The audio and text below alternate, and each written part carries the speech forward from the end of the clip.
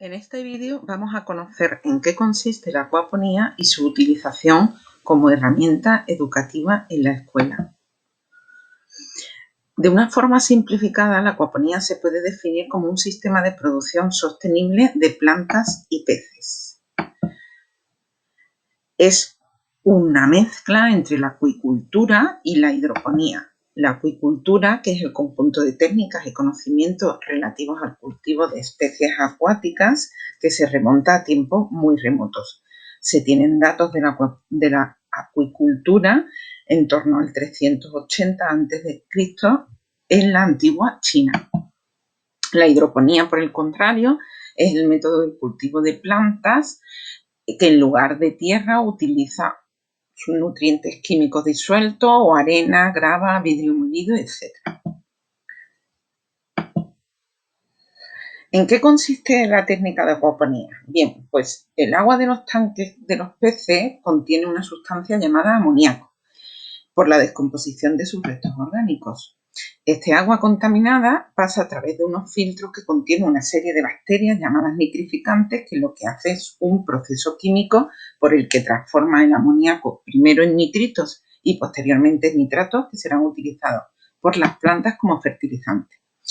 Aquí vemos un ejemplo de una instalación acuapónica, que como vemos es el cultivo combinado o cocultivo de peces y plantas en sistema de recirculación o circuito cerrado. Como veis aquí, el esquema, los desechos de los peces contienen amoníaco que a través de las bacterias nitrificantes los convierten en nitratos, que son los que se van a utilizar como fertilizantes para nuestras plantas. Muy importante, una vez que la planta absorbe el nitrato, a modo de filtro natural, el agua puede ser reutilizada, por lo que estamos hablando de un proceso natural y cíclico de manera indefinida. De hecho, tan solo hay que renovar un 1,5% o menos por motivo de evaporación. Con lo cual, esto constituye una de las principales ventajas de la acuaponía. Es un ahorro en el consumo de agua, se reduce al máximo el uso de fertilizantes químicos, se obtienen productos muy saludables y de alta calidad, no existe impacto medioambiental y se tienen dos fuentes de ingresos, peces y plantas, que comparten infraestructuras y costes. La acuaponía, por tanto, es muy utilizado para terrenos como islas, terrenos desérticos, aislados, y sobre todo para la soberanía alimentaria, que como conocemos es el derecho de los pueblos a disponer de alimentos nutritivos y accesibles, producidos de forma sostenible y ecológica, así como de decidir su propio sistema alimentario y productivo. Sin embargo, como todo, la acuaponía tiene también algunas debilidades. Existen unos costes energéticos que son bastante altos, puede haber errores o accidentes de manejo que pueden provocar pérdidas importantes.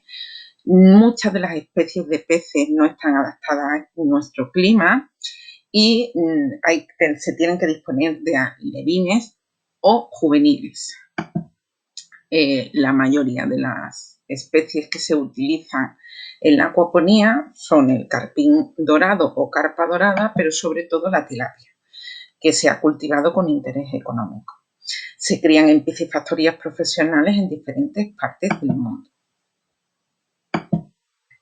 Sin embargo, la acuaponía también se puede utilizar de forma ornamental y, por supuesto, en lo que nos implica de forma educativa.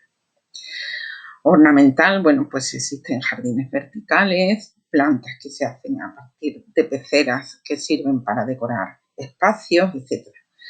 En cuanto a la economía, la acuaponía educativa se puede utilizar como una herramienta educativa para el aprendizaje transversal de la ciencia, integrando 3 materias de conocimiento a través de una metodología por proyecto, como son las matemáticas, las ciencias ambientales y la física y química. Aquí damos un ejemplo de cómo podría ser una clase experimental con un módulo de acuaponía en el que se pueden establecer diferentes actividades y tareas, por ejemplo, las pertenecientes al área de matemáticas, en la que mediríamos la masa de los alimentos de los peces, la masa y longitud de los peces para observar su crecimiento, usar el calendario en relación al crecimiento de plantas y peces, etc. En cuanto a las áreas de física y química y ciencias ambientales, habría multitud de actividades que podrían hacer nuestros alumnos, como por ejemplo identificar y valorar los recursos pecuarios y agrícolas de su zona, estudiar la interdependencia de los organismos, las reacciones químicas dentro del agua, etc. Esto ya sería cuestión de echar imaginación a nuestro proyecto de agronomía, que esperemos que sea un éxito.